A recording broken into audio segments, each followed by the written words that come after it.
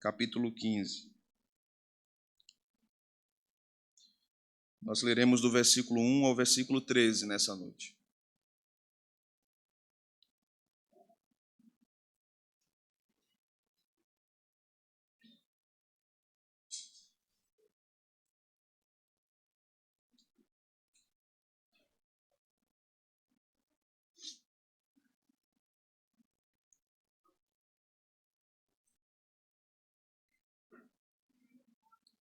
Diz a palavra do Senhor.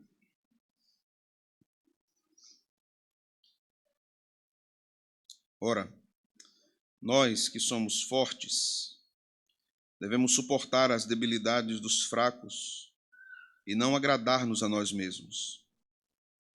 Portanto, cada um de nós agrade ao próximo no que é bom para a edificação.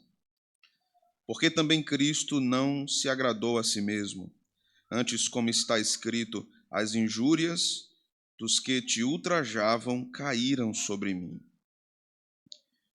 Pois tudo quanto outrora foi escrito para o nosso ensino foi escrito, a fim de que, pela paciência e pela consolação das Escrituras, tenhamos esperança.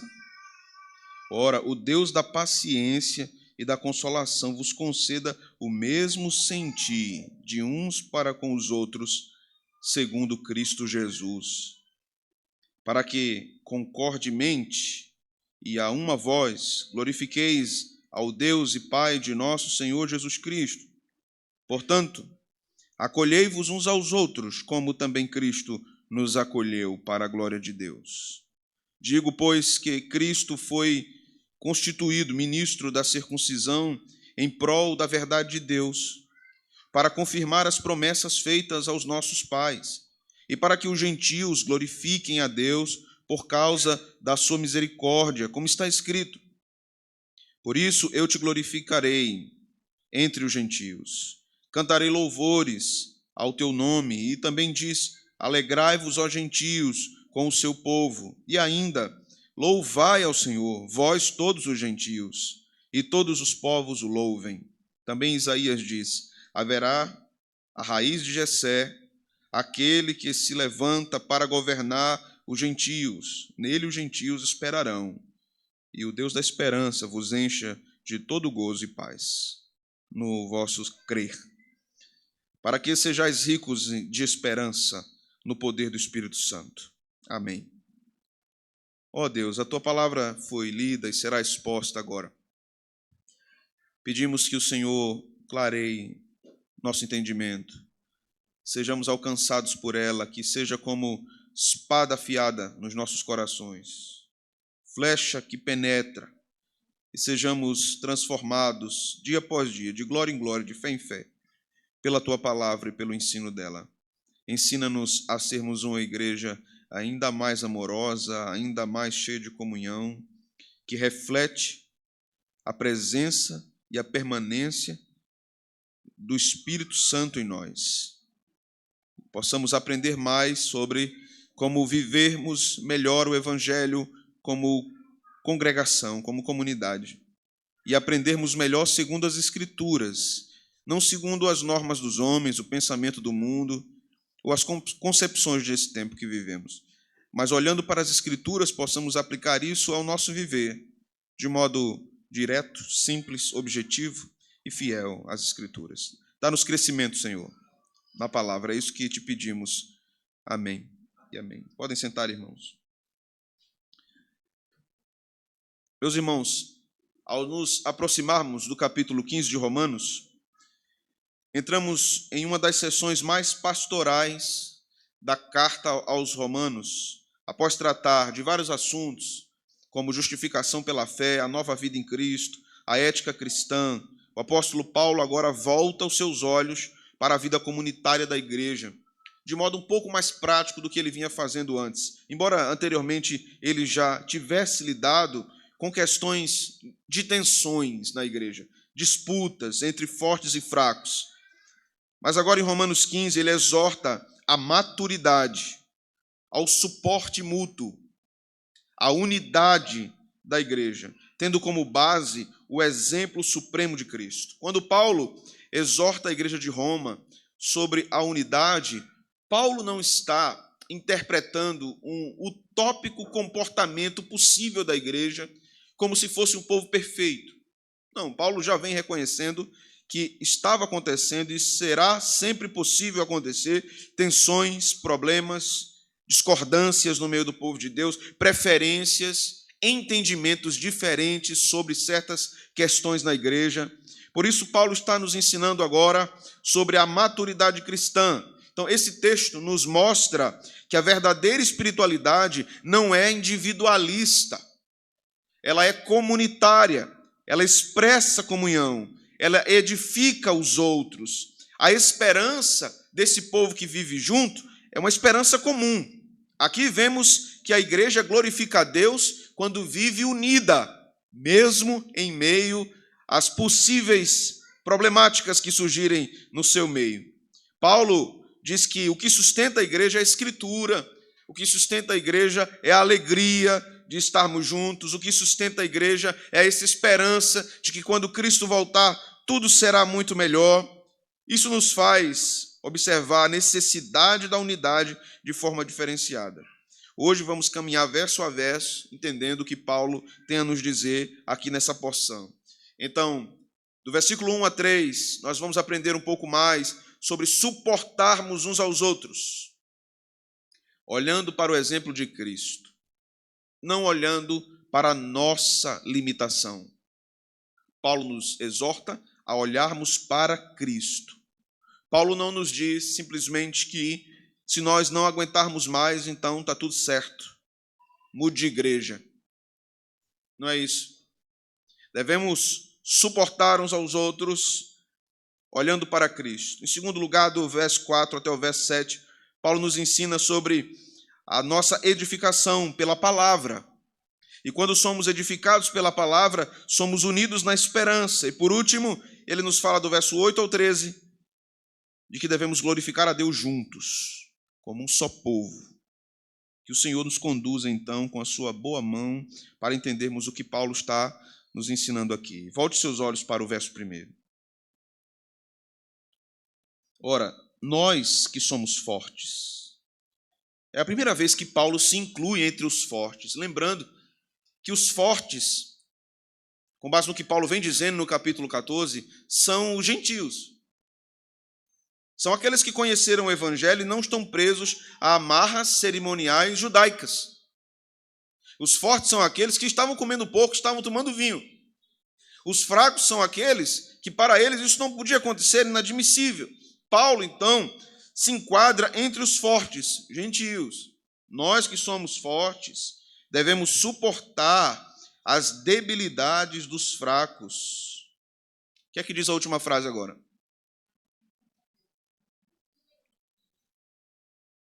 Vocês entenderam o que eu perguntei? Ou porque estava difícil mesmo de ler a frase? Ainda não foi todo mundo, então está difícil de ler a frase. Não agradar-nos a nós mesmos. Nós vivemos numa geração que você escuta aqui e acolá a pessoa dizendo agora, eu me mimei. Né? Me mimei. Tudo é mimimei. E tem que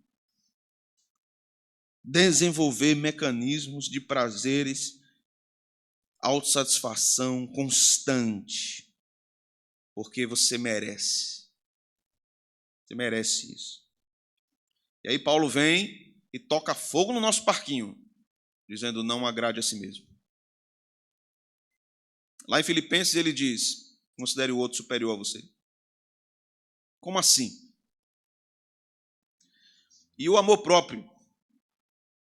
Vivemos na geração também do amor próprio. Você tem que ter amor próprio. Você escuta isso aqui e acolá e olha para o espelho e diz até a você mesmo, eu me amo. Lembra daquela bruxa que dizia, espelho, espelho meu, né? Tem alguém mais bonito do que eu. Nós vivemos nessa geração. Não quero dizer que você tem que se odiar. Mas veja que o foco do evangelho, para que nós tenhamos uma maturidade cristã crescente, é a vida para o outro. Que coisa, né? Calvino nos diz algo importante sobre o início desse capítulo. Ele diz, observe, para evitar que aqueles que haviam feito mais progresso do que outros no conhecimento de Deus concluíssem de forma injusta que uma responsabilidade maior lhes seria imposta, o apóstolo mostra que a força pela qual excediam aos demais lhes fora concedida com o propósito de sustentar os fracos e de guardá-los de caírem, assim como Deus destina àqueles a quem conferiu uma cultura superior, a quem instruam os ignorantes, também confia àqueles a quem ele faz fortes o dever de sustentar os fracos com a sua força. Se Deus nos deu mais compreensão, mais força, Calvino diz, é por um motivo, é para cuidarmos dos fracos. Não é para batermos no peito e dizer, cheguei a uma compreensão elevadíssima do cristianismo. A minha teologia é madura. Teologia madura, compreensão madura das Escrituras nos levará ao outro, não a nós mesmos, não ao espelho, mas à comunidade. Isso é maturidade. Abraçamos essa verdade ou não abraçamos? Como é que nós promovemos a comunhão na igreja? Não é fazendo cafezinho com bolo, não. Não é fazendo um almoço, não é fazendo jantar de Natal que a gente promove a unidade da igreja, não. Tudo isso é possível e é bom. Mas não é isso. A comunhão não é isso. Porque sentar numa mesa para comer é bom demais. Agora, sentar, olhar para uma criatura difícil e que me contraria é muito pior. Deus nos santifica através dessas pessoas. Deus nos santifica. As pessoas difíceis postas em nossas vidas são usadas por Deus para nos ensinar a humildade e nos ensinar a amadurecermos. A igreja de Deus precisa aprender isso, nós precisamos aprender isso. Esse é um ensino poderoso para o nosso tempo, porque o nosso tempo é muito egoísta. Os que aqui receberam mais do Senhor e entendem mais do Senhor é para que sirvam os outros irmãos. Não para que estejam encastelados na sua compreensão. Não para que arroguem para si um nível muito mais elevado e que impedem de você viver com outras pessoas. Uma questão aqui que Paulo pontua que é importante é que Paulo não está falando aqui de fraqueza moral. Paulo não está dizendo, faça o bem ao outro, mesmo que ele esteja em pecados imorais. Paulo não está dizendo isso. A questão da fraqueza aqui não é essa. A fraqueza aqui é a compreensão dos judeus sobre os dias santos, sobre as cerimônias, sobre as comidas. Paulo está dizendo então, veja só, porque também Cristo não se agradou a si mesmo. Portanto, cada um de nós agrade ao próximo. Mas agrade ao próximo em quê? No que é bom para a edificação. Agradar aqui é um sinônimo de amor. Amor aqui está sendo representado pela palavra agradar. Ame o próximo no que refere-se à edificação. Então, agradar relaciona-se a uma ação de levar o outro para mais perto de Deus. Atenção aqui. Agora Paulo chegou num ponto do ensino importantíssimo. Porque aqui e acolá, lá no capítulo 14, a gente fica perguntando, e o fraco vai ficar fraco a vida toda? E o forte vai ficar se autonegando a vida toda? E será que o fraco nunca vai crescer? Paulo está dizendo, agrade a ele para a edificação dele, ou seja, ele tem que progredir. Você renuncia, você assume uma postura abnegada para que o outro cresça. Não para que ele fique estagnado na sua caminhada espiritual, mas para que ele cresça. Então você dá o passo atrás para ensinar o outro a dar 2 para frente. E aí então depois você também caminha junto. Observe o versículo de número 3 com atenção. O exemplo que Paulo usa aqui é Cristo. Nós não devemos nos agradar, porque Cristo não agradou a si mesmo. Aí veja a última parte do versículo, onde ele cita aqui o Salmo 69, verso 9. As injúrias dos que te ultrajavam caíram sobre mim. Cristo agradou a estes ofensores. Ele é o maior exemplo. Devemos nos lembrar disso, irmãos. Que Cristo é o maior exemplo. Cristo é quem sempre teve que lidar, desde a encarnação, com pessoas muito difíceis. E ele escolheu não agradar a si mesmo. Se tem alguém que podia dizer assim, eu tenho que me agradar. A minha vontade é a melhor do que a de todos. Essa pessoa é Cristo. É a única pessoa que poderia dizer, a minha vontade é melhor do que a de todos vocês. E eu devo me agradar, porque toda a glória pertence a mim. Mas Paulo vem e diz, ele não agradou a si mesmo. Aí eu e você, João e Maria, mas não, tem que ser como eu quero. Se não for como eu quero, eu não quero. Acabou o jogo, vou levar a bola para casa. Não é isso que Paulo está nos ensinando aqui. Observemos, irmãos. Lidarmos com as fraquezas dos nossos irmãos será uma experiência constante da igreja, enquanto Cristo não volta. Vamos ter que lidar com isso constantemente. Os mais fortes na fé devem abraçar a verdade e instruir seus irmãos mais fracos. Os mais fracos possivelmente serão os mais religiosos, nesse contexto. Serão os mais zelosos. Paulo não tinha intenção de ensinar os fracos a permanecerem na fraqueza, mas que aprendessem e crescessem. Através de quem? Através dos próprios irmãos. Paulo está dizendo então, não assuma uma posição crítica contra o fraco. Ajude o fraco a não permanecer fraco. Ajude-o a crescer. Este é o conselho do apóstolo. Depois, para muitos crentes, o fato de seguir essa orientação paulina será, de fato, um peso terrível. Porque gera um sentimento de automutilação. É como se você estivesse deixando de ser você. Mas o ensino não é esse. O ensino é, você não vai deixar de ser você. Você vai aprender a ser mais parecido com Cristo. Como vimos, irmãos, até aqui, todos esses ensinos de Paulo a respeito dessa relação, Deus fortalece crentes para que esses possam, então, dar suporte a outros, para que eles sejam fortalecidos. Ajude o outro. Ajude o irmão. Irmãs, minhas irmãs, ajudem as irmãs da igreja. Aconselhe-as, aproxime-se. Não se feche. Não entre numa caverna. Não seja uma pessoa inacessível. Abra-se. Para aquelas que se aproximam, seja sábia.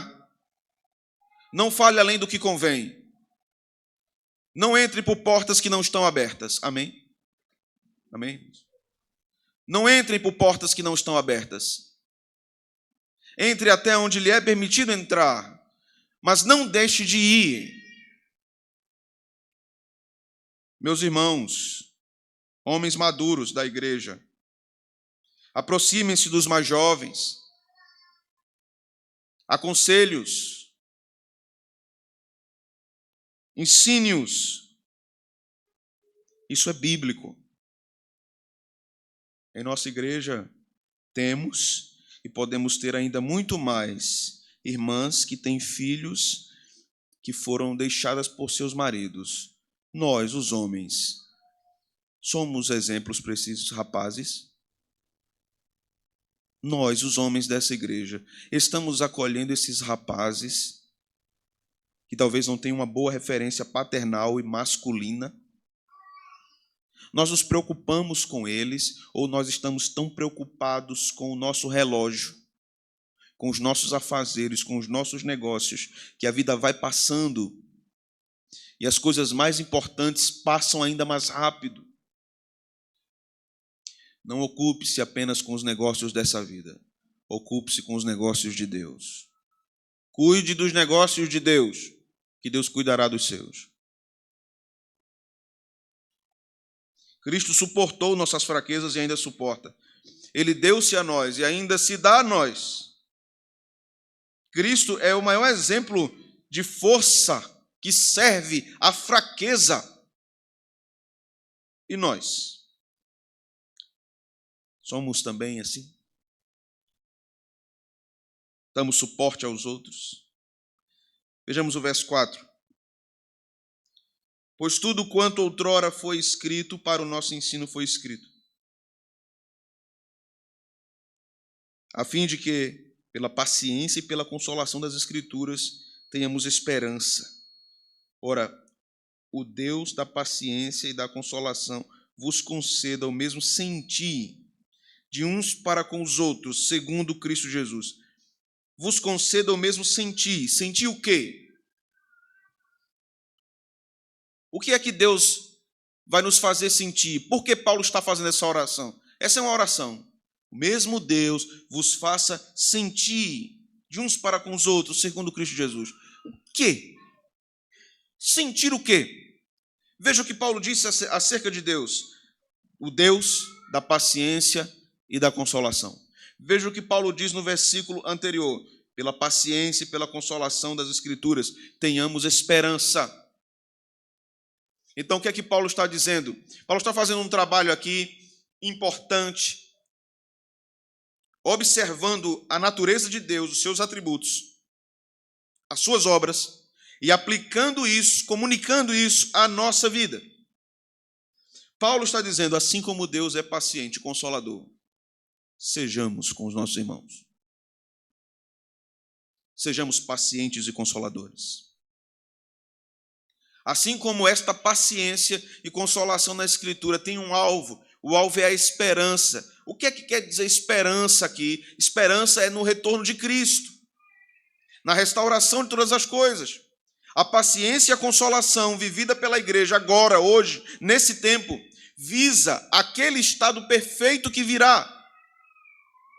Aqui somos imperfeitos e Deus usa-nos nesse estado de imperfeição para edificarmos uns aos outros. E qual é a recomendação de Paulo? Paciência e consolação.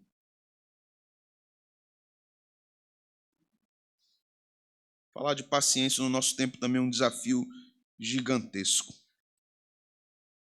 Porque só soar a palavra paciência, só ouvir isso muitos já tremem.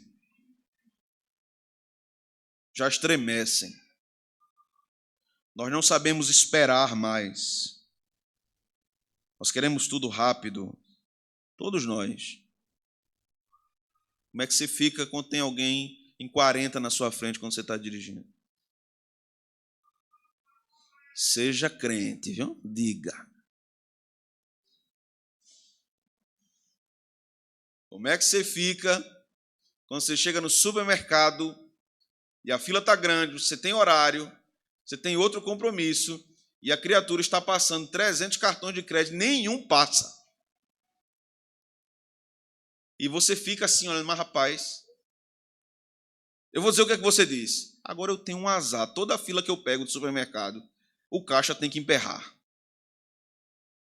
Como é que você fica? Nós vivemos na geração da impaciência.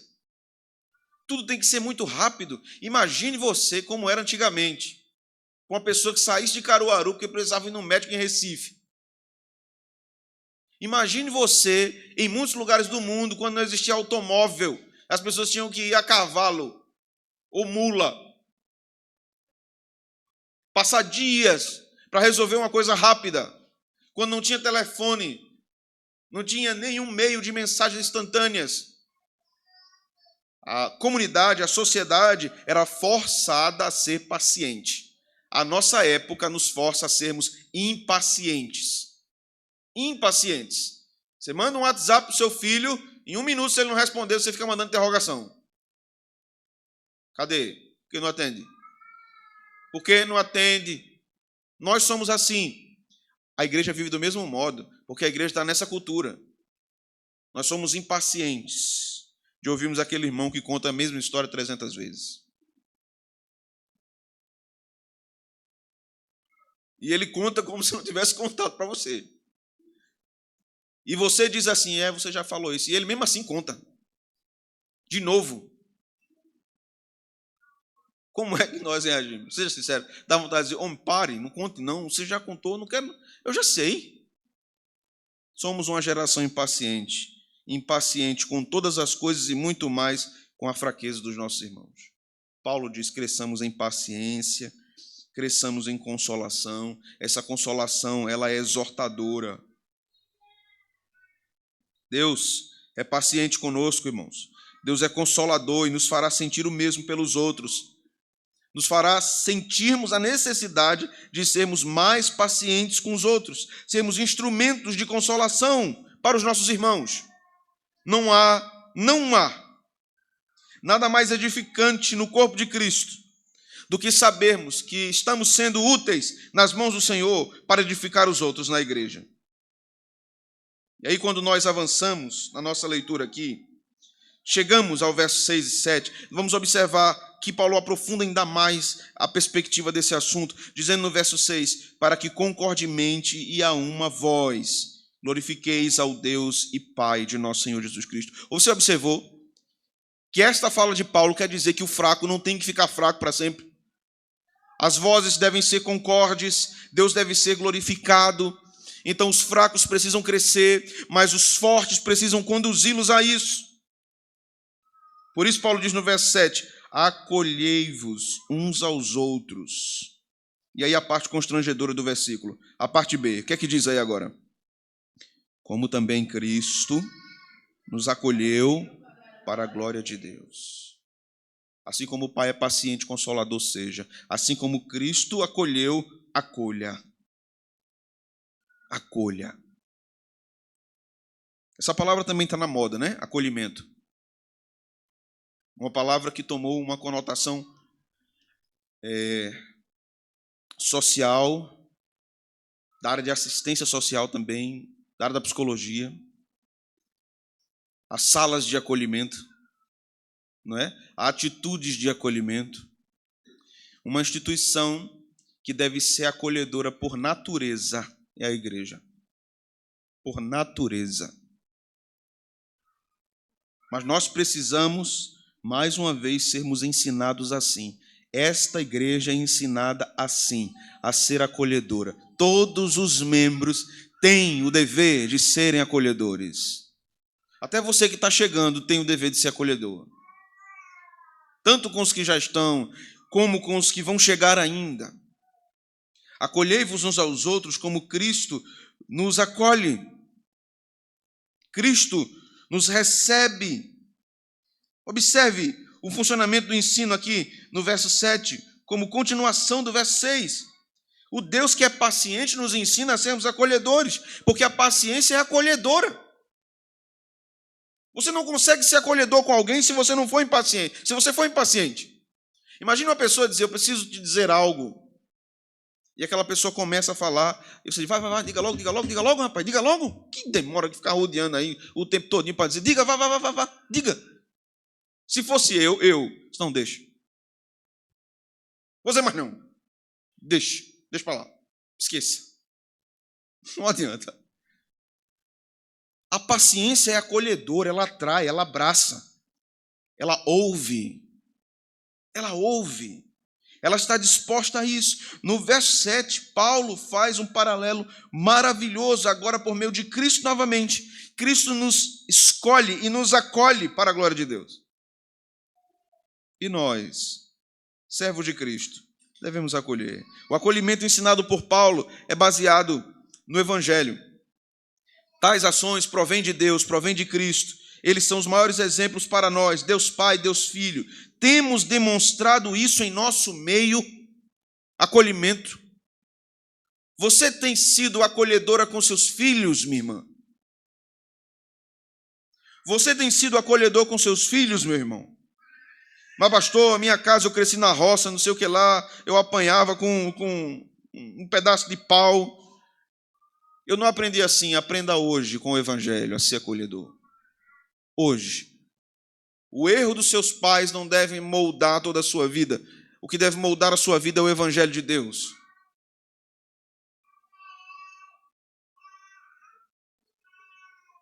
Que nossa igreja cresça no acolhimento e cresça na maturidade cristã, na convivência, na boa convivência. O maior indício de maturidade é aprendermos a conviver com nossas diferenças. Nós estamos vivendo um momento de crescimento na nossa igreja. Se eu perguntasse aqui aos mais antigos, você conhece todos os novos membros da igreja? Ou conhece todos que estão chegando que ainda não são novos membros? Possivelmente não conhecem. E você que está chegando também não conhece. Eu sei quando a pessoa chega, você já chega assim, olhando para tudo, né? Olhando para a luminária, olhando para o banco, olhando para o irmão, olhando para a formiga que passa no chão. Você fica ali meio acanhado, sem querer se envolver, sem querer falar muito. Deixa eu ver se aqui é um lugar que presta para mim. Deixa eu ver se vai dar certo. Mas tenha em mente uma coisa. Você que está chegando, aqui é a casa de Deus, o povo de Deus, a família de Deus. Você está na família de Deus. Entendamos os que já estamos. Se Deus quer acrescentar filhos a esta congregação, devemos abrir os nossos braços e trazê-los para perto de nós. É isso que nós devemos fazer. Que as pessoas se sintam amadas. E não precisamos fazer muito, viu, irmãos? Não precisamos fazer muito. Um sorriso, um abraço, uma oração, um WhatsApp. Que bom ter você de novo domingo na igreja. Nós oramos por você no nosso culto doméstico hoje. Não precisa ser muito. Acolhimento não precisa ser exagerado. Como é que nós temos recebido? Como é que nós temos abraçado a possibilidade de alargarmos os nossos relacionamentos com outras pessoas? Com quem você tem conversado no final dos cultos? Com as mesmas pessoas todos os domingos? Faça algo diferente. Converse com aquelas pessoas que você nunca conversou.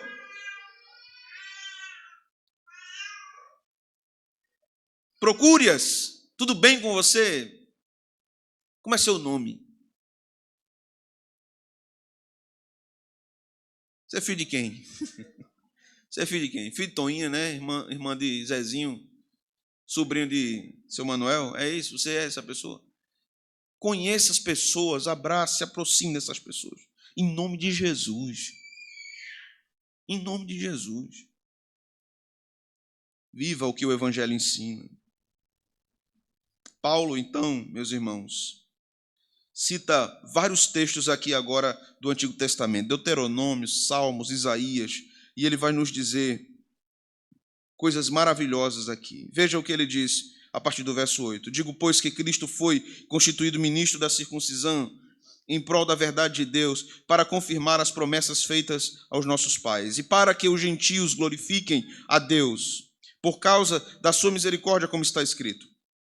Por isso, eu te glorificarei entre os gentios, e cantarei louvores ao teu nome. Veja o verso 10. Alegrai-vos, ó gentios, com o seu povo. Veja o verso 11. Louvai ao Senhor, vós todos os gentios, e todos os povos o louvem. Verso 12, ele cita Isaías. Haverá a raiz de Jessé, aquele que se levanta para governar os gentios. Nele os gentios esperarão. Por que Paulo está falando dos gentios? Porque Deus acolheu os gentios. Paulo vem falando desde o capítulo 1 de Romanos, que Deus inseriu os gentios, que Deus trouxe os gentios. Mas agora Paulo dá uma invertida no argumento e dizendo assim, vocês, irmãos gentios, acolham os judeus. Acolham esses irmãos mais fracos, porque Deus colocou vocês em sua família e vocês devem colocar os irmãos na família de vocês.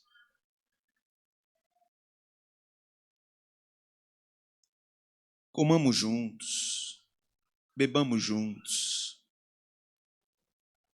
conversemos, que a nossa igreja cresça na cultura da comunhão. Almocemos juntos, marque isso, converse com irmãos, vai lá para casa, para a gente comer uma lasanha, Tira a foto, manda para mim. Pelo menos o povo aprendeu. Eu aprendo que Deus está ensinando a vocês também. Amém, meus irmãos? Esse é um desafio bíblico. Os que estão chegando, não fiquem acanhados com medo ou apenas esperando serem chamados. Não, não. Vocês são a igreja de Deus. Estendam a mão também, abracem também. Aproximem-se também. Que a igreja seja uma bênção para vocês, mas que vocês também sejam uma bênção para a igreja. Estar na igreja de Deus não significa que haverá ausência de dificuldades ou de conflitos, de problemas. Não. Tensões são possíveis, são reais, as circunstâncias são diversas. Às vezes nós entendemos errado o que o outro falou, entendemos errado como o outro olhou, entendemos errado as intenções do seu coração, porque nós só ouvimos muitas vezes o que queremos ouvir, ou não é assim, irmãos? O que queremos ouvir. Às vezes nos fechamos até para que o outro se explique. Não precisa explicar não, já entendi tudo. Não precisa explicar, não, mas eu não quis dizer isso. Não, você quis. Eu sei que você quis. Ah, pode dizer que não foi. Foi. Porque eu sei que foi. Só pode dizer assim, é porque eu sei que você é um diabo. Aí eu sei e eu não vou acreditar. Só pode dizer isso. O que é que você faz? Se o irmão chega para você e diz, não foi minha intenção. Cabe ao corpo de Cristo dizer o amém. Amém. Está tudo alinhado. Nos entendamos, então, para a glória de Deus. Caminhemos juntos para a glória de Deus. É mais fácil nos colocarmos contrários às possibilidades de uma vida madura de comunhão, porque achamos que a verdadeira comunhão nunca haverá conflito. E a Bíblia nunca ensinou isso. Nunca ensinou isso. Na verdadeira comunhão haverá conflitos, até porque é necessário, entende? É necessário. Nós podemos ter duas perspectivas piedosas da mesma coisa e entrarmos em conflito para chegarmos ao melhor consenso do assunto. E esses conflitos fazem com que nós tenhamos uma visão muito maior, talvez uma maior do que a que você tinha pensando sozinho sobre o assunto. Então os conflitos muitas vezes serão necessários e benéficos na igreja. Benéficos, é estranho, né? Mas é verdade. Benéficos, porque isso pode nos conduzir à maturidade em Cristo. Esse ensino também é para nós, no sentido de que nós devemos lutar, não para que tenhamos uma igreja perfeita, mas que tenhamos uma igreja alegre, cheia do Espírito Santo, uma igreja que busca a paz divina no seu meio. Não digo uma paz que sempre impedirá o conflito, não é isso. Mas eu falo de uma paz ancorada na esperança da vida eterna. Veja só, nós somos seres carregados de história, carregados de lembranças, temos passado. Alguém pode dizer uma palavra, alguém pode dizer uma frase que traga à sua memória experiências terríveis, mas essa pode não ter sido a intenção da pessoa, porque ela não tem compromisso com o seu passado, ela não estava lá, ela não sabe quais são as palavras que trazem a você dores. Então nós devemos ter cuidado, porque a nossa linguagem também está carregada de pecado, e o nosso pensamento está carregado de pecado. Facilmente eu posso entender algo que você não disse, do jeito que minha mente disse. É isso, ele falou isso, ela falou isso, e pronto, acabou. Isso impede nossa comunhão. Por isso, irmãos, a fraternidade no diálogo é imprescindível. Sentarmos olhando nos olhos. Meu irmão, minha irmã, eu queria entender isso aqui que aconteceu conosco. Como é que a gente pode resolver isso aqui? E alinhar isso. Ir empurrando, sentar do outro lado da bancada da igreja. Evitar. Não responder quando o outro dá paz. Graça e paz, meu irmão. Falar, capeta. Não, irmãos. Não. Esse é o caminho mais pecaminoso e mais perverso. Devemos olhar para os nossos problemas presentes, mas sem tirarmos os olhos do futuro celestial. É assim que aprendemos a vivermos como igreja nessa passagem. Vivemos aqui os nossos problemas, né? As nossas dificuldades, mas olhando para lá. Eu olho para você hoje com dificuldade de entender algumas coisas, com dificuldade de ser mais acessível, de ser mais aberto, mas eu olho para você olhando para lá. Lá, esse irmão, essa irmã será absolutamente restaurado. É assim que eu devo olhar. Quando você olhar para o seu irmão, você não deve fechar os olhos para os defeitos que ele tem, mas você deve olhar para a glória e dizer assim, lá, ele estará glorificado. Esta pessoa foi salva por Cristo, e o sangue de Cristo foi derramado por ela. Lá, ele e ela serão glorificados. Fracos e fortes são servos do mesmo Deus, unidos com a esperança, aguardando a glória que há de ser manifestada em nós. Se você tem diferenças com seu irmão, procure o seu irmão. Converse com ele. Abra seu coração com o desejo de ter as coisas esclarecidas e resolvidas. Essa é a confrontação fraternal. Não alimente rancor ou discórdia. Lembre-se, caminhamos juntos por causa de uma pessoa, Cristo. É por causa de Cristo que caminhamos juntos. E não é o desejo de Cristo que dois soldados estejam na mesma guerra, um querendo a morte do outro, estando os dois do mesmo lado. Não é isso que Cristo deseja. Que sejamos, meus irmãos, aperfeiçoados pelo Senhor. Que sejamos amadurecidos pelo Senhor. Esta riquíssima porção de Paulo finaliza o que ele tem a dizer sobre fracos e fortes. A partir do domingo que vem, nós já estaremos entrando na reta final da Epístola aos Romanos. Paulo vai dar as últimas orientações, pedir orações e falar sobre os seus planos. Que Deus, então, nos abençoe. Vamos orar? Senhor Deus, falaste-nos por meio da palavra,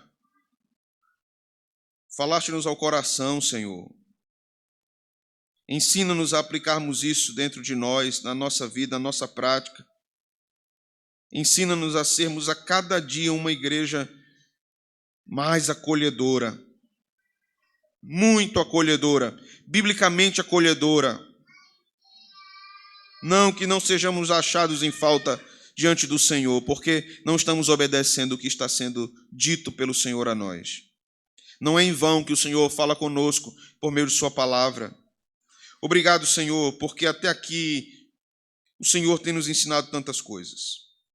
Obrigado porque há 2 anos descalçamos os nossos pés de nossas sandálias, calçamos calçados apropriados e começamos a subir nesta grande montanha que é Romanos. Muitas vezes perdendo o fôlego diante de alguns ensinos. Muitas vezes olhando para baixo e vendo como estávamos acima do mar. Ó Deus, muito obrigado porque tu tens nos conduzido até aqui. Mas que todos esses ensinos que vimos até hoje não sejam perdidos na nossa memória. Não sejam perdidos na nossa igreja. Não sejam perdidos no nosso convívio. Que tudo isso gere muito fruto no nosso meio. Obrigado por nossa igreja, Senhor. Obrigado porque o Senhor tem nos ensinado a amar mais profundamente, a cuidar mais profundamente, a aconselhar os outros. Obrigado por isso. Obrigado por esta amada igreja que foi comprada pelo teu sangue. É o que nós te oramos, Senhor.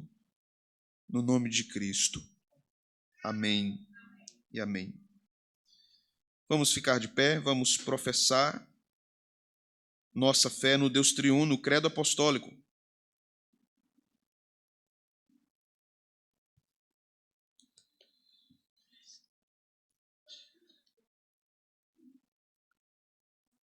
Creio em Deus, Pai Todo-Poderoso, Criador dos céus e da terra.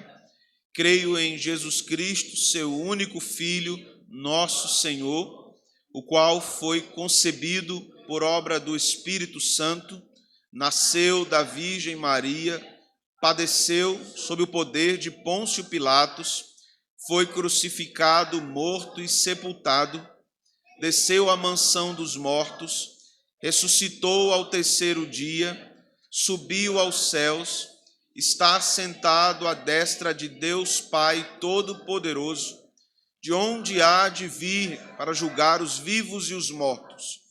Creio no Espírito Santo, na Santa Igreja Católica, na comunhão dos santos, na remissão dos pecados, na ressurreição da carne e na vida eterna. Amém. Ó Deus, obrigado por este dia que o Senhor nos concedeu. Leva-nos em paz para os nossos lares, Senhor. Este é o primeiro dia da semana que abrimos louvando, adorando ao Senhor. Que o Senhor abençoe tudo que se seguirá esta semana, todos os trabalhos, compromissos, estudos,